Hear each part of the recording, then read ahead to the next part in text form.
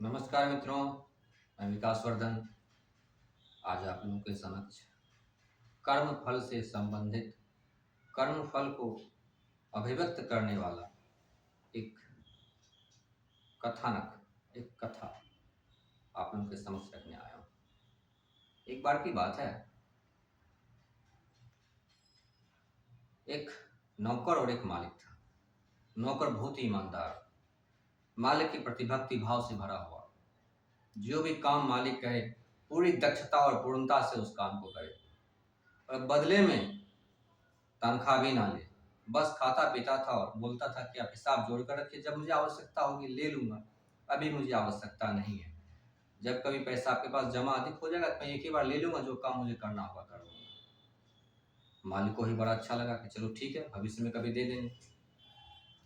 नौकर काम करता गया।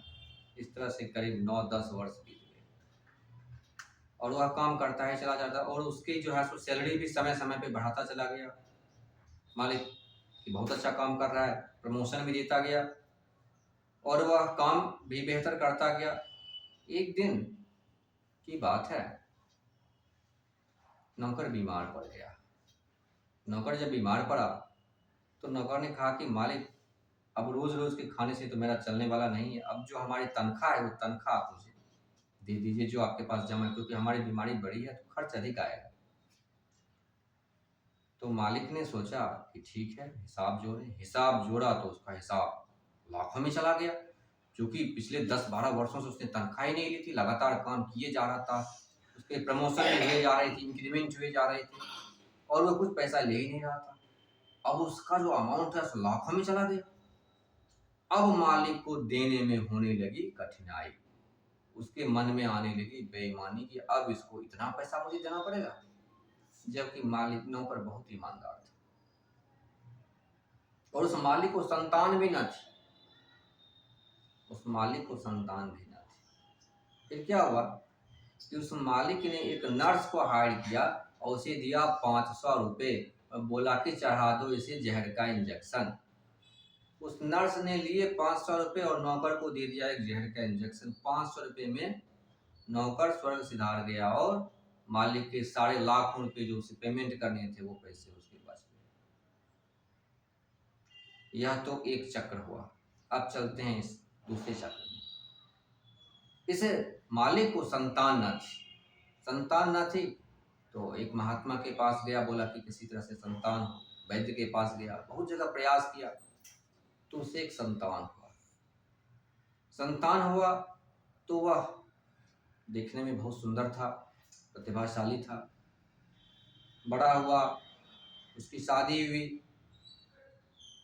शादी होने के बाद वह लड़का इसका बीमार पड़ गया।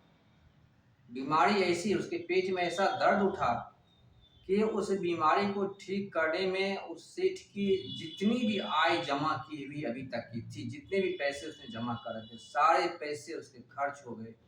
उसके पास कुछ ना बचा। फिर भी वह लड़का ठीक ना हो सका और वह लड़का मरने की स्थिति में पहुंच गया। जब लड़का मर रहा था नौकर के पास, जब वो लड़का मर रहा था तो उस लड़के ने कहा कि मालिक, आपने मुझे पहचाना? वह जो लड़का था उसने अपने पिता की तरफ मुंह करके कहा कि मालिक, आपने मुझे पहचाना? तो वह सेठ घबराया, बोला कि तुम बेटा हो, तुम मुझे मालिक क्यों कह रहे हो? मालिक, आपने मुझे पहचाना? बोला, मालिक, मैं वही नौकर हूं जिससे कि आपने जहर देकर मरवा दिया था। हमारी जितने भी पेमेंट हमारी आपके पास बाकी थी, उस सब मैंने आपका खर्च करा दिया और अब मैं जा रहा हूँ। जितने भी पैसे हमारे बाकी थे जो कि आपने नहीं दिए, वह सब आपका खर्च हो चुका है। अब आपके पास कुछ नहीं है, हमारा सारा बकाया निकल गया। अब उस सेठ को बड़ा जोर का झटका लगा। उसने पूछा कि चलो मान लिया कि तुमने हमारा सारा पैसा निकाल लिया बीमार पड़के, लेकिन जिस लड़की के साथ तुमने शादी करी, इसका जीवन जो अब नर्क हो जाएगा आगे का, क्योंकि तुम जब तुम मर जाओगे तो इस लड़की की जिम्मेदारी कौन लेगा? इसे किस गलती की सजा मिल रही है? मुझे तो मेरी गलती की सजा मिली, जो पैसे मेरे थे सारे तुमने खर्च करा दिए, लेकिन यह लड़की जो है इसे किस गलती की सजा मिली? तो उस नौकर ने कहा कि मालिक, आपने पहचाना नहीं, ये लड़की वही नर्स है जिसने मुझे पिछले जन्म में जहर की सुई दी थी। ये वही नर्स है, इसलिए इसे भी इसी गलती की सजा मिल रही है। बोला अच्छा। फिर सेठ ने कहा कि चलो ये दोनों भी मैं मान गया, लेकिन तुम्हें किस गलती की सजा मिल रही है कि तुम इतना दर्द झेले हो? बीमार तुम हो, इतने दिन से तुम भी तो दुख झेल रहे हो, तुम्हें किस गलती की सजा मिली? तो इस नौकर ने कहा कि मैंने परमात्मा के सिवाय किसी अन्य व्यक्ति के ऊपर परमात्मा जैसा भरोसा किया, इसी गलती की सजा मुझे मिल रही है।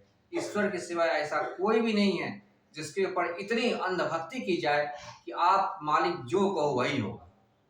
जितना समर्पण परमात्मा के सामने करना चाहिए था, हमने एक साधारण सेठ के सामने उतना समर्पण कर दिया, मुझे अपनी उस गलती की सजा मिल रही है।